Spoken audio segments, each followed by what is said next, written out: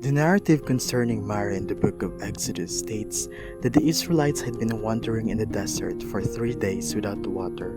According to the narrative, Mara had water, but it was undrinkably bitter. Like the people of Israel, he lived in a life of wandering and encountered bitter experiences like bitter waters, sickness, problems, need, and fear of death that sometimes lead us to murmur about our life, people around us, and the worst, upon God. In today's message, Brajan Makapobre studied about God's response to the unstable character of man. What does it mean when we say Mara? How prayer brings remedy? What are the conditions of God? And what to expect when we follow God's conditions? This message will help us realize that though the evils of life are bitter, but God can make them sweet. Here's an excerpt from John Newton's poem entitled The Bitter Waters. Beside the gospel pool appointed for the poor, from year to year my helpless soul has waited for a cure. But whither can I go? There is no other pool, where streams of sovereign virtue flow to make a sinner whole. Here then from day to day, I'll wait and hope and try. Can Jesus hear a sinner pray, yet suffer him to die? No, he is full of grace. He never will permit a soul that fain would see his face to perish at his feet.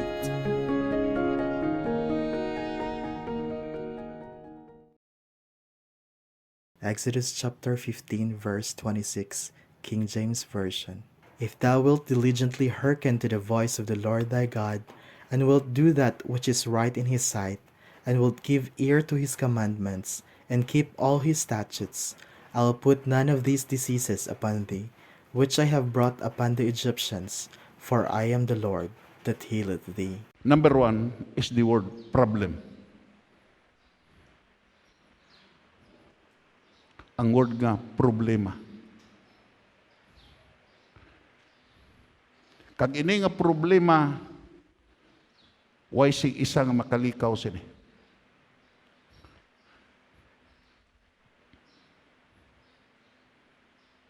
May mga problema nga malikawan mo, pero ini nga problema karon nga nagakatabo, way isa nga makalikaw sini. Kag dayon ang makadalagkuan sa bilog nga kalibutan nagatinguha sa duha ka aspito.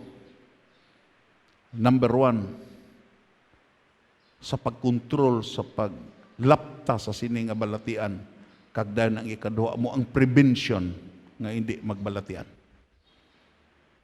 Kung imo lang taon dere, 3 days before the children of Israel were rejoicing on the shore of the Red Sea.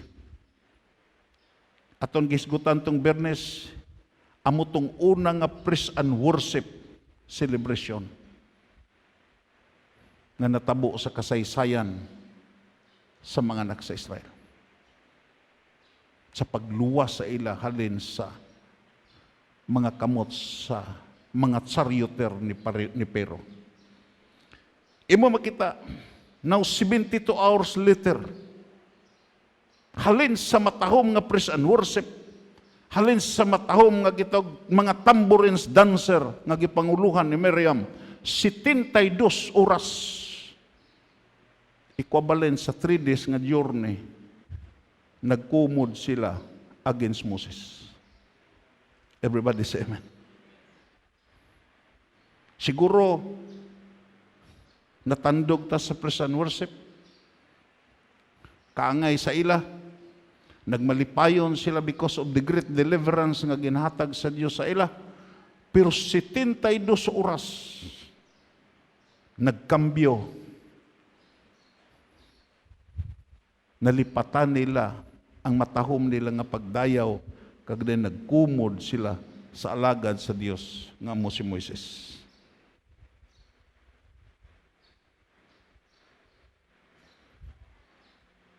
Kung imo lang taon sa versikulo 23, di nagsugod ang problema. Sang uli nakaabot sila sa lugar nga gitawag Mara, pero ang tubig didto mapait. gid sa bagay nga hindi sila makainom sini. Gani ginatawag nila ini nga Mara. Hindi bala? Isa sa mga gikinahanglan ta nga mabuhi amo ang tubig.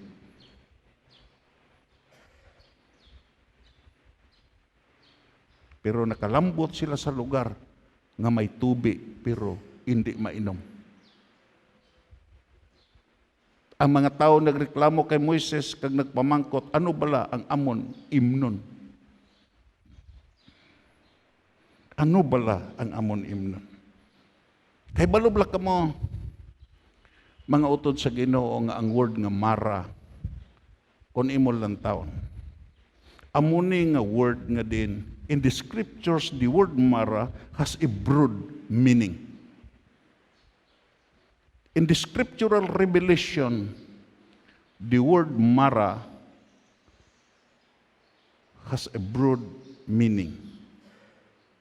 Amuni the pool or well of water, bitter water in the wilderness of Shur. Amuning bubon o gitawag iya tubian nga diin sa wilderness nga imo makita mapait, syado kapait imnon. Where the first place where the Israelites stopped after crossing the Red Sea. The water from the well at Mara was so bitter and was undrinkable. Hindi gid mainom.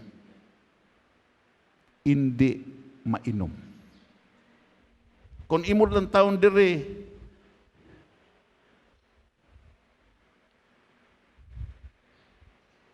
amuni ang gitawag ya word nga diin in the scriptures, amuni nga word nga diin nagdala sing malapad nga kahulugan. The word Mara has a broad meaning. Wide. Gitawag ni siya wide kag dayon large across, not limited or narrow, spacious. Tuki wala lani gitawag yan naglimit sa tubig nga mapait nga hindi mainom. Ini nagsimbolo man kung imo lang taon sa Ruth chapter 1 verse 9.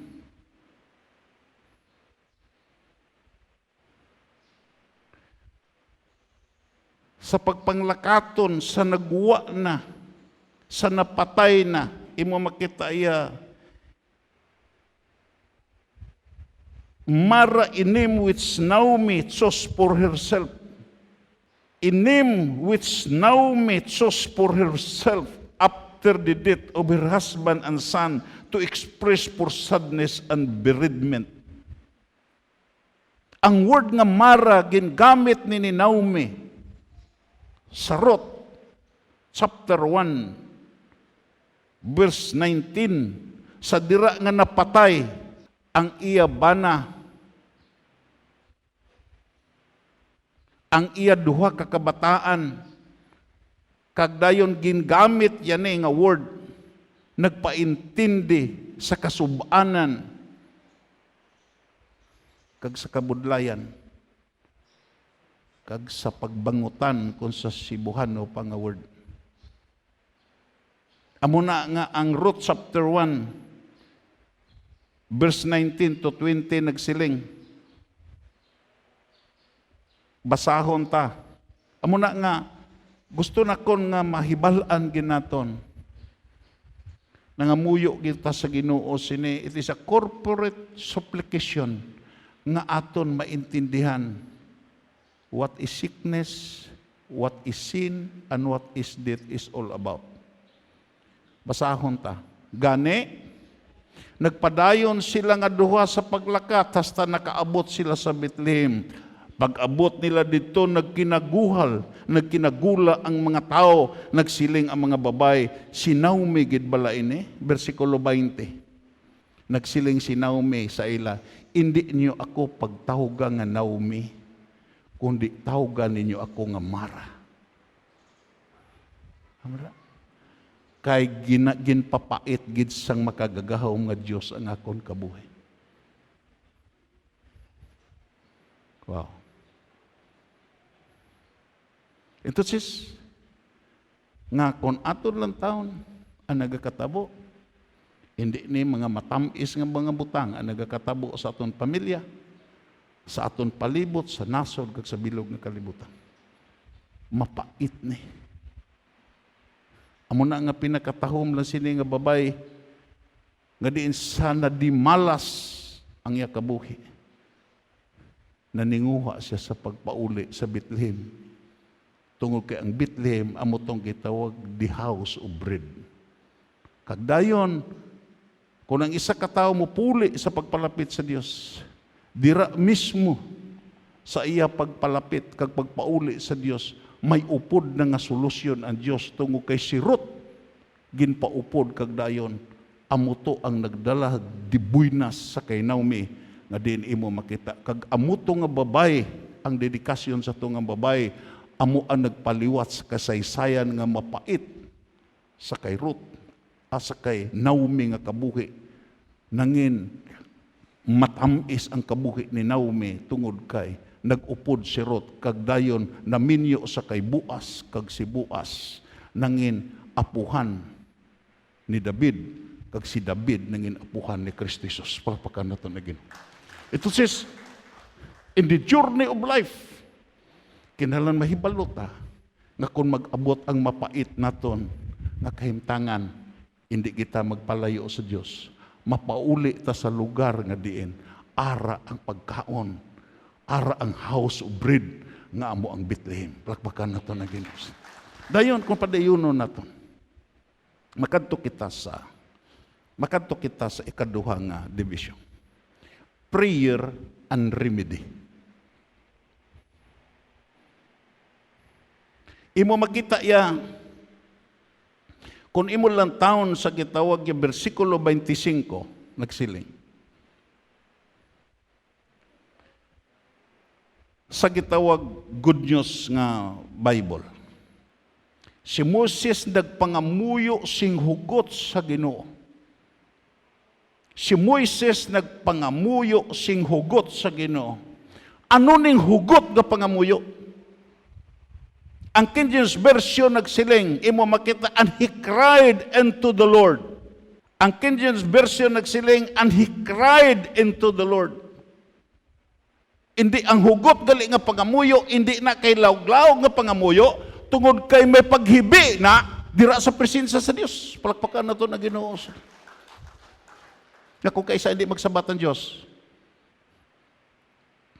tungod kay gipangita niya ang hugot nimo nga pagpangamuyo.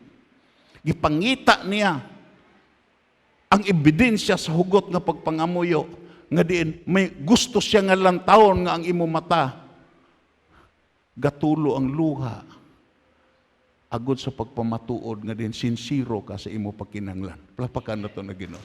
Kay balobla ka mo makauturan according to A.W. Tozer. One of the problem of Christianity nowadays, they were invaded by the tearless promoter of the gospel. Hindi na kabalo maghibi ang nagapromote sa gospel. Hindi na kabalo maghibi nga wala sing gitawag iya hugot nga pagpangamuyo dira sa iya gitog debosyon sa Dios. Makita nimo diri ang mystery nga ang hambal sa gitog good news si Moses nagpangamuyo sing hugot kag dayon ang King James Version nagsiling and he cried unto the Lord. Everybody say amen. Bemo lang ikinalan sa Ginoo sa aton karon hindi na kay lugak nga pangamuyo kundi hugot na nga pagpangamuyo. Palakpakan nato na Ginoo. Hindi na lugak nga pagpuasa, kundi hugot na nga pagpuasa. Yes. Tawag niyo, sisikaya. Nga makita ni mga hugot ang iya pangamuyo. Sa draga gi-pronounce ni Isaias nga mapatay siya. Nagatubang sa dingding ka naghibi. Ano nga ba sige no? Nakita ko ang iyang mga luha, kag nabatian ko ang iyang mga pagpangamuyo. Everybody say amen. Because there's sometime is the sign of seriousness and sincerity. Palakpakan na ito na Ginoo. Kag ang pinakatahom rin kay Moises, kung imo lang taon, the complaint, clamor, and murmuring which they brought to him, he brought to God. Ang tanan nga complaint, ang tanan nga reklamo, ang tanan nga pagbagulbol, ang tanan nga gitawag iya pagkumod, nga gidala sa iya, ini tanan, gidala niya sa Diyos paagi sa pagpangamuyo. Palakpakan na ito na Ginoo. Ang problema na ito sa sining katapusan sa kapanahunan, nga diin, ang kumod, ang complaint, imo makita iya, kita anag sulbad. Muna may kinagamo ang simbahan. Kung hindi ni may balaan sa isa ka leader. Even sa mga small group leaders. Si Moses, ang principle, kung imo lang taon, Moses set the example. Moses set the example. There is no help outside of the Lord. Repeat after me. Moses set the example. There is no help outside of the Lord. Ang Ginoo amo ang iya sulo nga solusyon. Kag ang Ginoo maobligar. Everybody say amen. Amo na ang second division, prayer and remedy. Sabi mo lang, sa nagligad nga mga wali na ton, may kadlaw-kadlaw pa mo. Pero ini, I make it to deliver it seriously. Okay, ang balatian din kaladlawan eh. Sino sa inyo dire nga nagbalatian nga nagkadlaw lang? Wala. Ang mga ara karon sa banig, way nagakadlaw, gapangasubo na tungod kay ang balatian, parte di samara nga mapait, nga hindi ta namian nga mag-inom siya. Makadto kita. Ano ang word nga remedy? Maghambal gani kang prayer and remedy. Why lami ang pangamuyo kung why ni nga word? Kung ikaw mangamuyo, amo ni imo gihandom nga eksperyensyahan. Palakpakan nato na Ginoo. Ano ang word nga remedy? Something that cures a disease. Kung magbalatian ta, gapangamuyo ta, tungod kay nagahandom ta, nga ang aton balatian, mag-ayo. Ikaduha, something that removes any bad condition. Ang word nga remedy, something that removes. Amo na gapangamuyo, tato kay may i-remove nga mga butang nga hindi maayo sa aton lawas. Amo kanina nga, kita nga Kristiyanon gitudluan kita nga kwaon naton ang makamamatay nga lifestyle sa aton lawas. Hindi na to di na kay gikwantag giigo ta nga hindi ta magtabako, giigo ta nga hindi ta mag-inom, ginigo ta nga hindi ta magsugal, ginigo ta nga hindi ta magpulaw, hindi na pag-igo. Kay gusto sa Ginoo nga din ang imo lawas, i-remove niya ang bad condition tungod kay ang imo lawas gigamit ni para sa Dios. Palapakan nato na Ginoo. Amo na ang isa ka tawo maakig nga kuwaan sa sini nga bisyo, amo nang pinakagago nga tao sa bug-os nga kalibutan nga diin Gusto siya buligan sa Dios, nga din mahilway sa siya bisyo. Pero gusto siya nga magpabilin agod ang kamatayon magabot. Because sin is an incipient death. Dayon ano ning remedy? Something that counteracts an evil. Something that counteracts an evil. Kung ang gitawag evil ya ang malauton, amuni ang kalautan, amuning sala, amuning masakit, amuning kamatayon, imo makita iya ang ihatag sa Dios sa imo. Imo makita iya hindi lang kay kwaon niya ang imo bad condition, i-remove ang bad condition mo, kundi something that counteracts an evil sa sulod sa imo. Amuning word nga remedy. Dayon, for more clarification, before ta magkadto sini, ano ang hambal sa versikulo 25? Anong hambal sa versikulo 25? Mabalik kita sa versikulo 25. Abi mo lang aton kiniklaro. Imo makita ya si Moises nagpangamuyo sing hugot sa Ginoo, kaginpakita sa Ginoo sa iyang isa ka utod nga kahoy. Isa ka utod nga kahoy. Hindi bilog nga kahoy.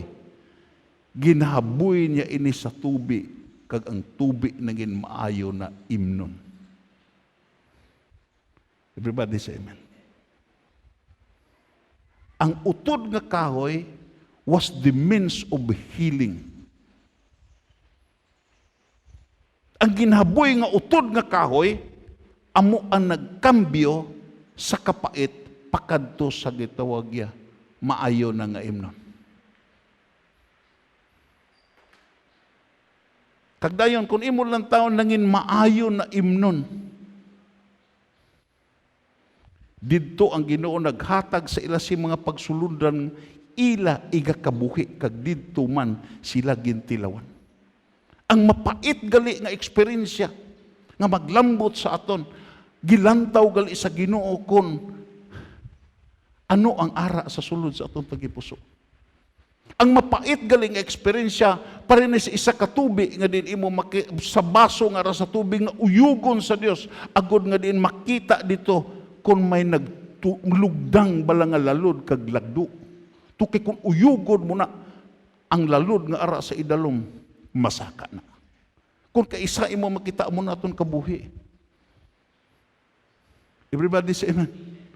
Kung kaisa ginatunto ta sa aton kaugalingon nga maayo na ta. Kung kaisa ginatunto na ta sa aton kaugalingon nga diin labaw ta kay sa iban tungod kay way ta kasala pareha sa iban. Pero kung uyugon na sa Ginoo ang aton kabuhi, makita naton nga pareha ta sa iban kag dayon makatalupangod ta sa isa ka kamatuoran nga diin ang tanan nagpakasala kag nawad-an sa himaya sa Dios. Papakan naton na Ginoo. Ano ning utod nga kahoy? According to the Expositor Study Bible, page 135, nagsiling, the tree is a type of the cross. The tree is the type of the cross.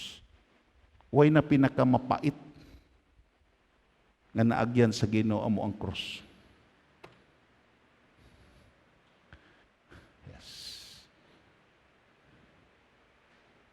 Kagdayon, we must put the cross into every difficulty and problem of life which alone holds the answer.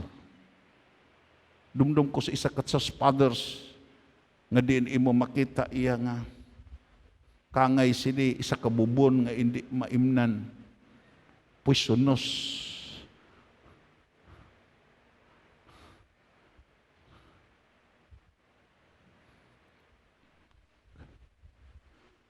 Ang kahoy nga gin cross, kagin X, amo lang gin itsa, kagdayon. Ang kasaysayan sa to, nagliwat ang panabor sa tubig. Kagdayon, siling pa niya dire, We must put the cross into every difficulty and problem of life, which alone holds the answer. Only by this means the bitter water can be made sweet. Only. Nga, ano natabo sa cross? Way na pinaka-mapait nga natabo. Way na pinaka-cruel nga silot nga maagyan sa tao amo ang cross. Pero lang tao bala na. Dira ta ginluwas para pakan nato na Ginoo. Kung wala ang cross, waay Christianity. Amo na nga siya kasimbahan nga way sini piki na nga simbahan. Kag kon may-ari diri kag nagabitay pa, piki man na nga simbahan. Tungod kay kita nagapati sa cross pero waay tao ang cross nga ginbitay, tungod kay ang ginbitay wala na dira nga nagapabilin nga ginbitay kundi ginlubong na siya. 3 ka adlaw na banhaw ka nagkayab kakabuhi siya sa wala sing katapusan. Palakpakan nato na Ginoo sa. Amo ning hambal sa gitawag nga Expositor Study Bible, page 135, kung may mga Bible kamo, nga study Bible. Nga, kung imo lang taon, may gitawag mga 5 ka bersikulo nga nagsuportar sini. Acts chapter 5, verse 30, Acts chapter 10, 39, Acts chapter 13:29, Galatians chapter 3 verse 13, pero ang aton gitawag kwaon lang, to make the long story short, aton kwaon lang ang duha, ang binuhatan kapitulo 5 versikulo 30. Basahon ta. The God of our ancestors raised Jesus to life after you killed him by hanging him on a tree. By hanging him on a tree. Pirte, amuning mara, hindi ang mara sa kabuhi ni Jesus, nga kung kaisa, gingutom siya, hindi lang ang mara nga diin didto siya sa gitawag kamingawan, wala sa singkaon, 40 kadlaw, hindi lang ang mara nga diin didto siya gitawag, nagampo sa Gitsemane kagdayon, ang mga apol sa dugo nagkalataktak si agtang, ang pinakamapait sa tanan sa dira nga ginlansang sa cross. Palakpakan na to na Ginoo. Ginlansang sa krus. Ginpatay siya, kaginbitay siya sa kahoy. Pero, lantawa bala? Nga nangin remedy. Anong hambal sa gitawag yang ng Pedro Kapitulo 2, versikulo 24. Pasahon ta. Who his own self bear our sins in his body upon the tree, that we, having died unto sin, might live unto righteousness. Upon stripe ye were healed. Palakpakan na ito na Ginoo. Paagi sa iya labod, paagi sa iya gitog mga pilas, nag-ayo kita. Nagpaintindi, isakto ang expositor paghambal, nga din ang ginahaboy ni Moises, nga din utod nga kahoy dito sa tubig nga mapait, nagsimbolo to sa cross ni Kristo Jesus. Kay dra sa cross, ara ang kaluwasan naton nga tanan. Palakpakan na to na Ginoo. Hindi ka maluwas outside sa nahimo ni Kristo Jesus sa cross.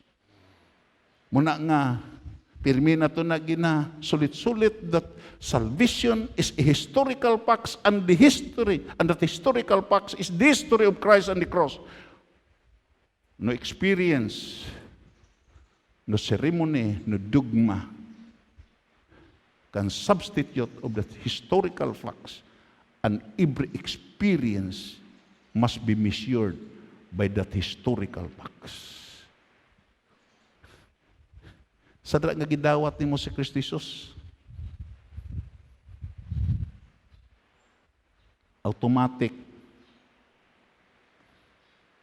mag-operate ang nahimo niya. 2,000 anyos, sobra 2,000 anyos ang nakaligan. Nga dalo niya ang imo sala ibabaw sa kamatayon niya sa kahoy. Palakpakan nato na Ginoo. From the Old Testament,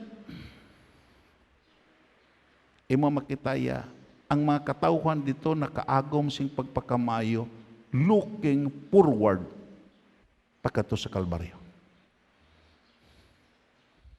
Ginpakamaayo sila tungod kay ang type and shadow nagsimbulugid sa kamatayon ni Kristo Jesus da sa krus.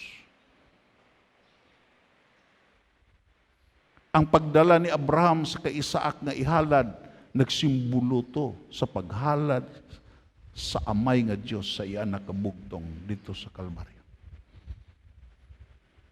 Ini nga kahoy nga nag-ayo sa mapait nga tubig nga hindi mainom, nagsimbolo ni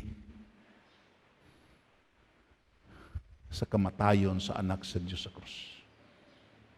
Ang mga karniro nga dalon dira sa templo kag nagasinggitan nga bunon kag ihawon kag sunugon.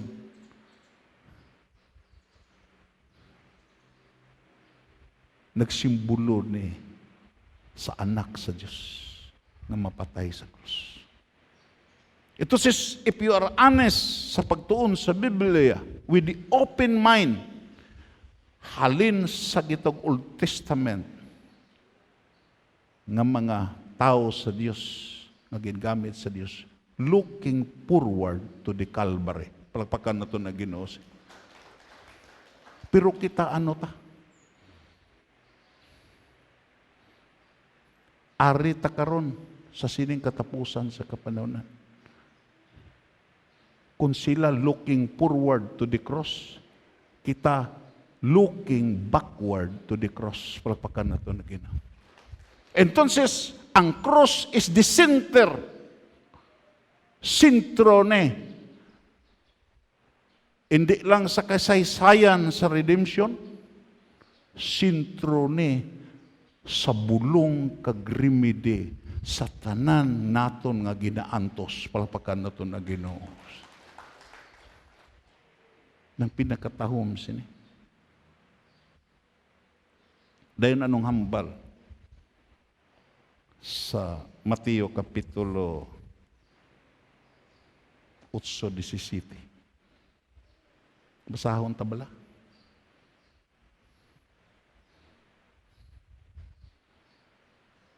Ginhimo niya ini agod nga matuman ang ginsiling ni Isaias nga propeta.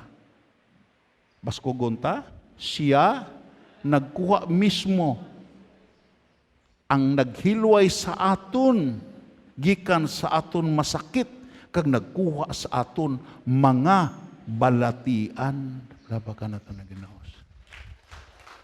Siya ang gisimbuluhan gali, eksakto ang expositor, ang ginsimbuluhan gali sa kahoy nga nangin nakapatam-e sa hindi mainom nga tubig. Amugid si Kristo Jesus. Palakpakan na ito na Ginoo. Siya gid gali. Yes. Amo na nga kung imo lang taon way makasubstitute sa iya. Palakpakan na ito na Ginoo. Ining mga leader karon nga gapakuno-kuno, inang mga leader karon nga gapadako-dako sa ila kaugalingon. Mga piki na nga leader kung hindi magkilala sa kay Kristo Jesus.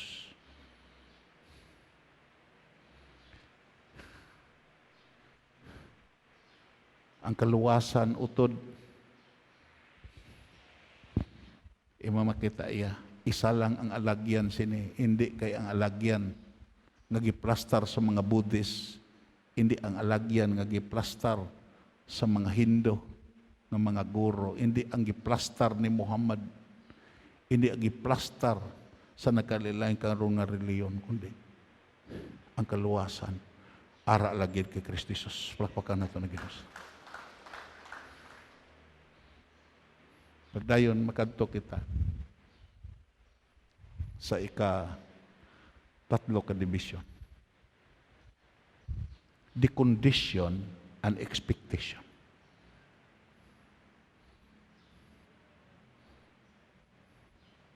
Ano ni word nga condition? Something demanded as an essential part as of an agreement. Hindi ba? Hindi kasugton sa imo gipangaluyagan kung way na kondisyon eh. Diba, say? Hindi na magpakasal ang babae kung way na kondisyon.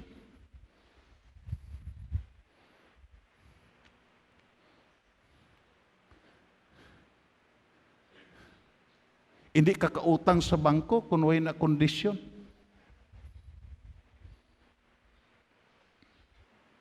Ang kondisyon niya is requisite, kinahanglanon git sa isa ka agreement. Kay balubla ka mo mga utod, kakon mag-alagad ka sa Diyos. May kondisyon eh. Everybody say amen. Everybody say amen.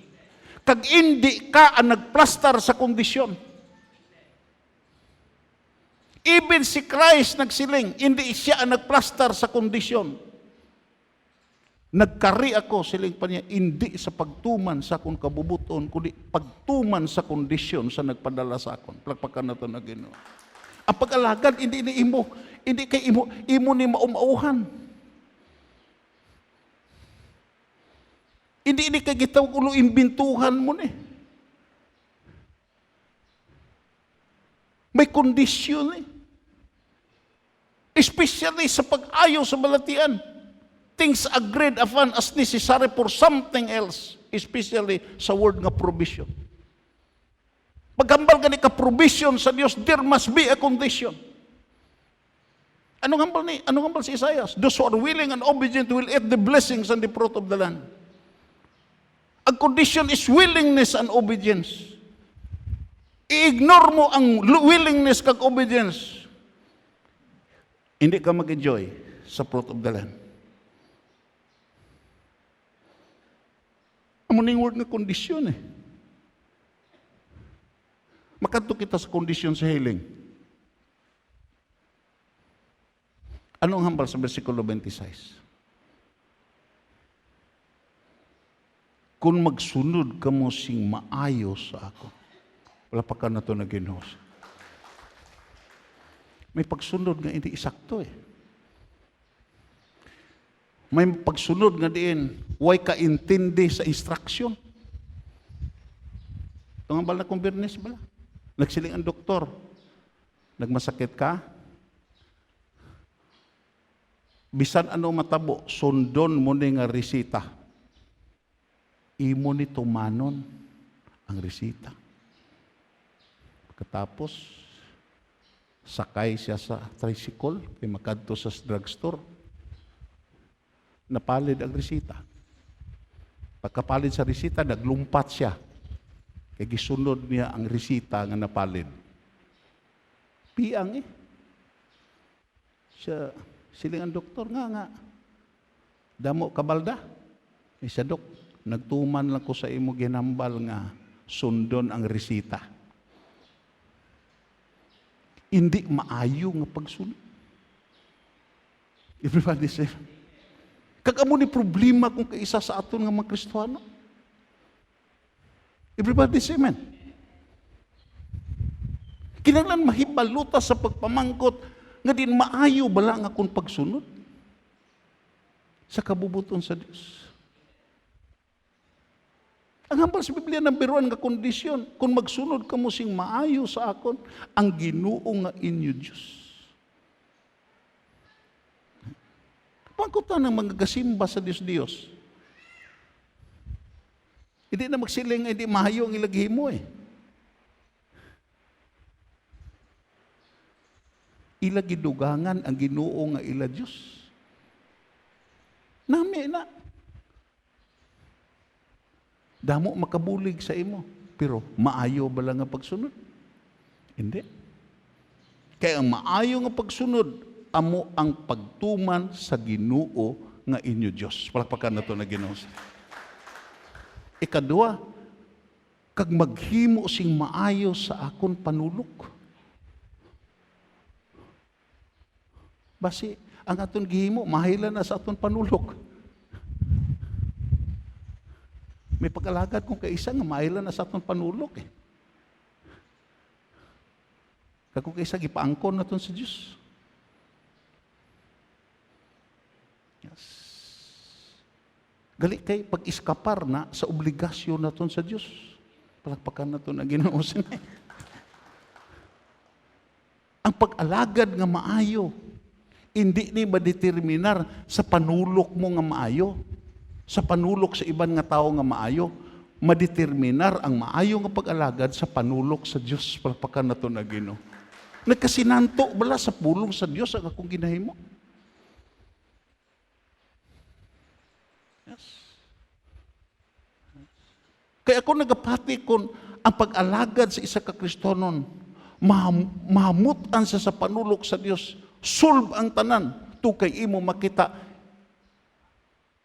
tulukon siya sa iban nga mga tao nga makapahamuot, tulukon siya pamilya nga makapalipay, kagdayon sa sulod siya tagipusoon, malipayon siya because there is an innermost fulfillment nga din ang Diyos siya nalipay siya ginahimo. Plagpakan na ito na Ginoo. Sa panahon si Apostol Paul nagsiling siya, why ko nagpahamuot sa tao?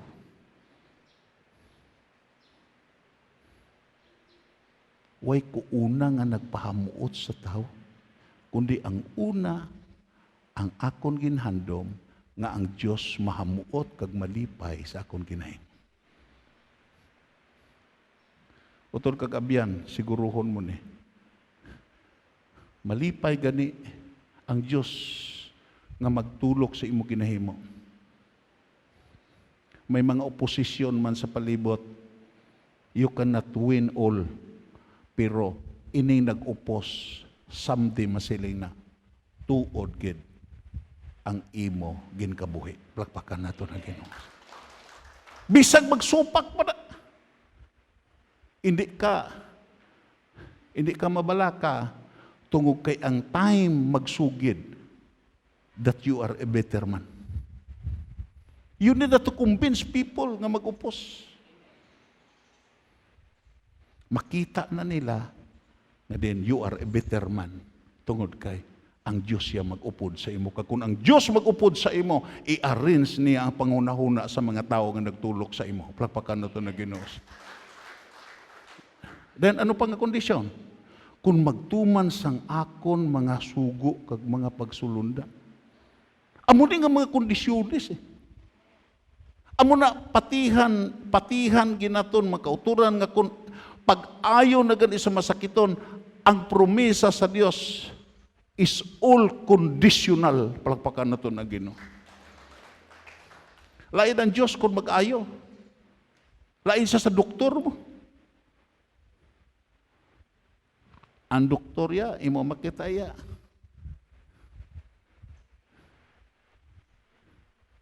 For the sake of for monetary consideration niya. Bisan suayon pa na nimo ang iya. Ang iya gitawag iya panambagon sa imo. Padayon na siya nga moresita sa imo.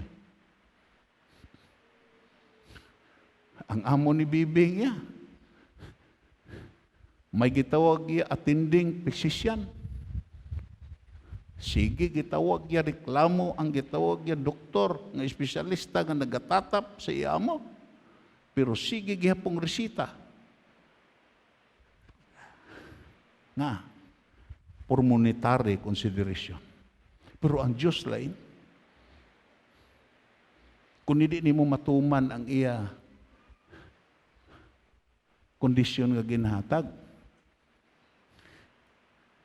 makita mo nga, hindi siya maghimo. Sa iya parte.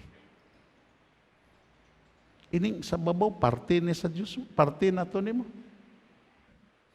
Magsunod, maghimo sing maayo, magtuman, parte na to ni.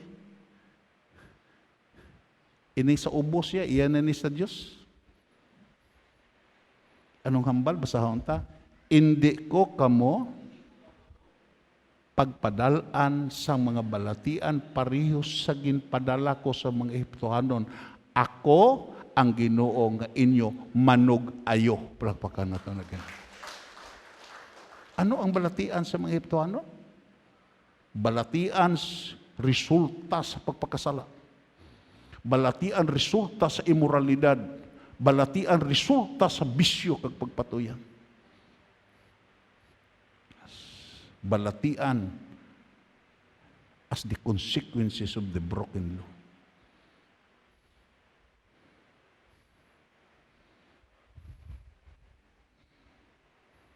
Pero may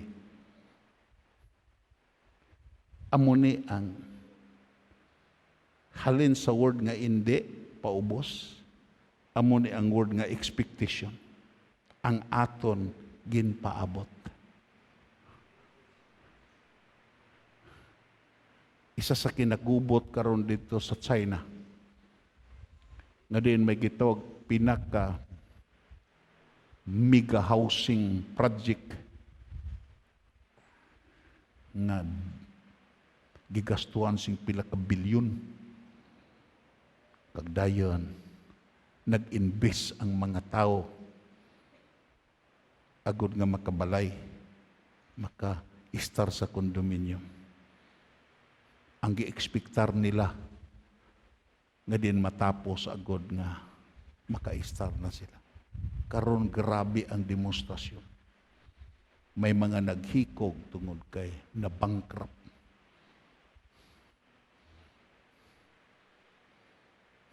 Na bankrupt. Ipangita nila ang ila kwarta. Ang ekspektasyon nila waay nagtupa. Everybody say, damo karon nga nangin mapait ang kabuhi because our expectation way nagtupa.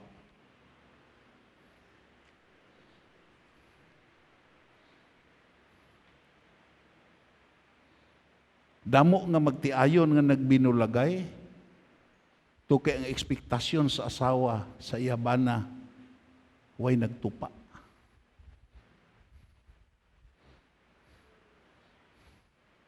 Damo sa mga kabataan nga naglagyo sa ila panimalay to kay ang ekspektasyon nila nga gipaabot nga himuon sa ila ginikanan way nagtupa. Damo sa mga ginikanan karon na frustrated sa ila kabataan to kay ang ila ekspektasyon sa ila kabataan nga lambuton kag ginagastuhan nila waay nagtupa. Ito sis kung ang ekspektasyon gani naton hindi magtupa, parte na sa mara, parte na sa mapait nga eksperyensya nga diin aton maagyan. May isa ka OFW na din imo makita ginkudakan siya sa dire pa siya upod si Abana. 5 ka bilog ang iya kabataan, makaluluoy ang iya kahimtangan. Ginasakit sa si Abana, ginakastigo sa si Abana. Agdayon, naabot sa punto nga din,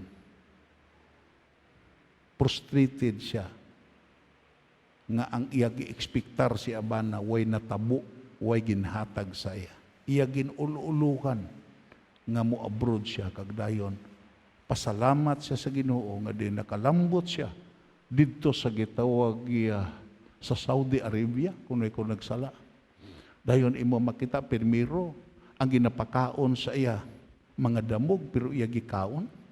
Pero sa dira nga diin gi-interview sa iya ama, iya giplastaran nga ang akon pagkadto diri para ni saliman akong kakabataan nga kipanggutom sa Pilipinas. Nagliwat nga luoy ang iya amo kag dayon giswelduhan sa isakto nangin matahom ang iya kabuhi kag dayon imo makita iya Pagbalik niya, nangin gitawag topic siya sa ni Jessica Soho. Kag dayon gikumparar ang iya hitsura sa way pa siya nagkadto sa abroad kag sa dito na siya sa abroad, syado nakalayo.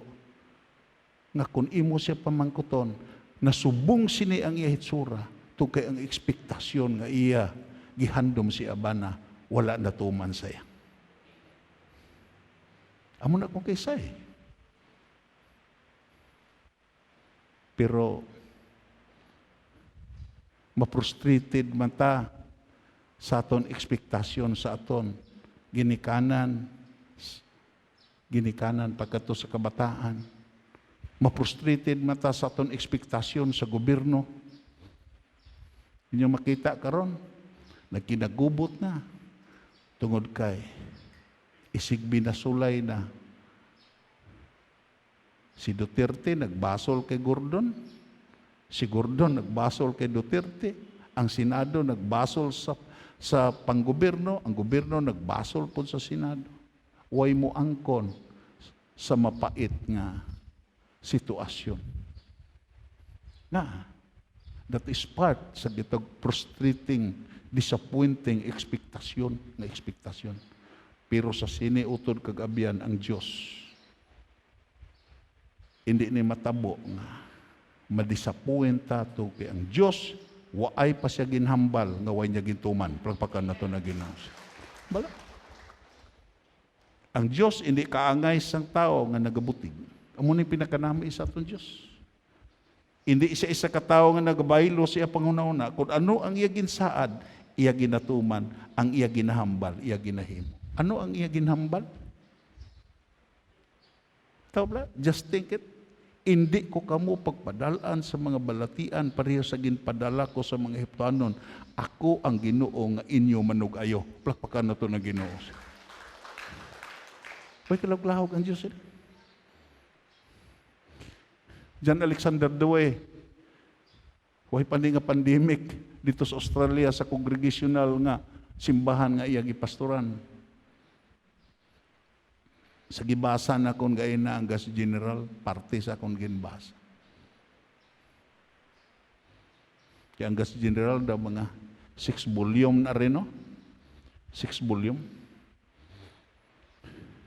Sabi mo lang, sa dira nga, pila na ang matay sa kongregasyon. Ang ilubong, ang maglubong, amo na pod ang ilubong sa dason. Sabi mo lang, nag-isahanon siya. Mga mapait nga luha nga nagtulo siya mata. Nagsiling sa Ginoo. Itugot bala nimo nga ubuson ang imong mga anak sa sini nga balatian?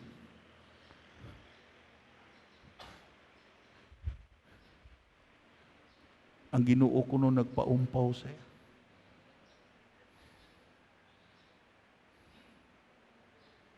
Inanggitog binuhatan Kapitulo 10:38. How Jesus anointed with the Holy Ghost, with the Holy Spirit, and with power, how he went doing good, healing all that were oppressed by the devil, for God was with him. Tindog siya kagdayon. Sa dayon sa lakat, nagsiling, mainuglubong na pod, pastor. Kadto sa dito. Kag ubos sa hugot ng pagpangamuyo. Napaundang ni ang kamatay siya kongregasyon. Ang Diyos siya way gabinutin. Kung ang Diyos way sa gabinutig sa panahon ni Moses, way sa gabinutig sa panahon siya ministry, sa dire pa siya sa kalibutan, kung ang Diyos way gabinutig sa panahon sa mga gitawag healing evangelists, mga church fathers, Ako nagapati ang Dios way man gabinutig sa aton kung tumanon tang aton parte sa kondisyon nga igiplastar sa aton. Pagpakan naton na Ginoo.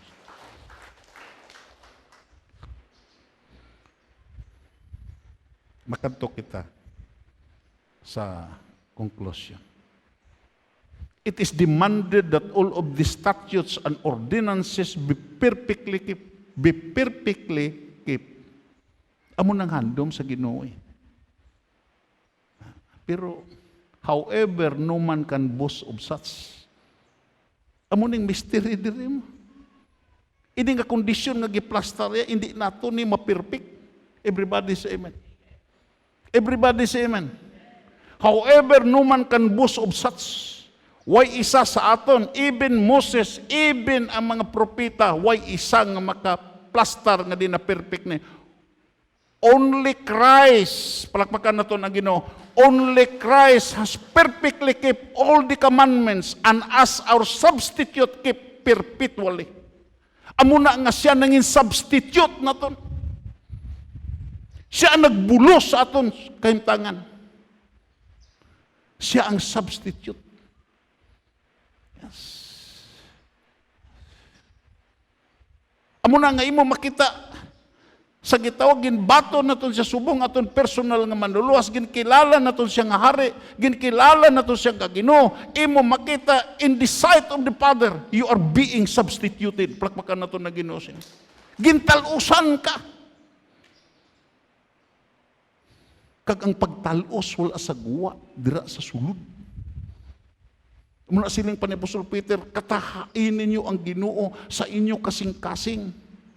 Kag andam kamo sa pagsabat sa paglaom, diin kamo nagatindog, palakpakan na ito na Ginoo. May gitindugan ta nga paglaom, nga diin mo makita ya, ang iban nga mga reliyon, ang Diyos ara sa guwa. Ang nagasimba sa Diyos, ara sa guwa ang ila Diyos. Pero ang aton Ginoo nga gialagad, ara sa sulod sa aton tagipusoon, palakpakan na ito na Ginoo. Subong ato sa salangit, subong nga nagdawat siya si mga pagdayaw, myriads of angelic hosts, subong nga siya active na sa sulod sa simbahan, active siya sa imo tagipusoon, pag-protect sa imo, pagpa-experience sa imo, pag-isagawang sa Espiritu, nga din himuon kanya nga exhibit sa sining katapusan sa kapanonan, agud nga makita sa kalibutan, nga ikaw pinasahi nga tao, ginhimo suno sa dagway sa Dios. Palakpakan nato na Ginoo. Looking unto Him, we can claim this blessing of healing. Apostle Paul, one of the brilliant apostle in the book of Corinthians, 2 Corinthians chapter 3, beholding, we are changed. Beholding, we are changed. Sa magatulog kita sa iya, gakambyo ang aton kahimtangan. Anong hambal sa gitawag yang Hebrews chapter? Magatindog na. Sabi mo lang, amo na nga topic sa evil and the good. Ngaway ko nagpahiro-hiro sini. Nagapangabay ko pangamuyo sa nagapulaw, nagapuas. Lord, hatagi kami wisdom. Hatagi kami wisdom. Hatagi kami kaalam sa sini. Tungod kay siling pa ni George Bernard, nagsiling siya, beware of false knowledge. Beware of false knowledge is dangerous from ignorance. Ang false knowledge is more dangerous than ignorance. Muna nga, sa sining pag-ayo sa masakiton, damo ang piki dire. Sa YouTube, makita nimo ang 5 dangerous pastors nga nagbanhaw sing patay, pero way gali patay. Nagpakuno-kuno gali nga patay. Damo sa mga lupog nga gibutang sa wheelchair nga din gidramatize nga hindi gali lupog. Palayo ina nga sa aton. What we need is genuine nga experience nga ang Diyos give. nagaayo sa aton. Pagpakan nato na Ginoo. Repeat after me. Looking unto Jesus, the author and the finisher of our faith. Siya ang sinugdan kag ang katapusan sa atong pagtuo. Nga may mga tao karon nagsugod sa reliyon, natapos sa reliyon.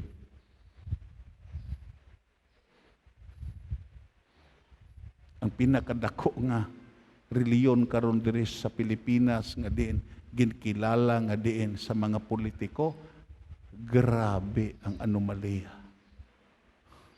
Akong gina-download gipamriso ng ilang mga ministro. Kinagubot na ang ila panimalay. Nga, nagsugod sa tao, tapos sa reliyon. Makagarantiya lang ta sa sining simbahan nga magapadayon ta. Nga si Jesus ang nagsugod. Si Jesus ang tunga-tunga, kag si Jesus man ang katapusan. Sugod ka to sa reclamation, ang Ginoo, nagkalaguba ta. Pero nagpadayon bala ta nga guba. Wala. Tungod kay, hindi magtugot ang Ginoo nga gubon niya ang iya gisugdan sa aton katungan. Pagpakan nato na Ginoo. Who for the joy that was set before him endured the cross. Dira gali sa gitog mara, may kalipay gali siya, amo to nagsustenir siya sa cross, despising the shame and sit down at the right hand of the throne of God. Sabi lang, di na ang headquarter ta. When I was in the world mission, sa Tennessee, ang gikilalan mong headquarter. Pero kita, sining aton gitawag ya grupo, hindi ang headquarter, ari sa Cadiz. Adto sa ibabaw, plakpakan na ito na Ginoo. In the throne of God. Kag makasiling tanga tuod ni, tungo kay amon ni ang gitawag ya ng aton lifestyle nga wala tagahulag kung hindi paagi sa pagpangamuyo, panahon sa kalisdanan nagapalapit sa Dios kag wala ta pagpabay sa Dios. Plakpakan na ito na Ginoo. Amon na nga kabay pa. It is my prayer. Isa sa gitawag maalam nagsiling. Repeat after me. A person that does not know who they are in Christ. Balikon ta. A person that does not know who they are in Christ does not know what they can do. Kung ang isa ka tao, imo makita way sa kahibalo sa relasyon da kay Kristo Jesus, imo makita, hindi siya kabalo mag-alagad kay Kristo Jesus.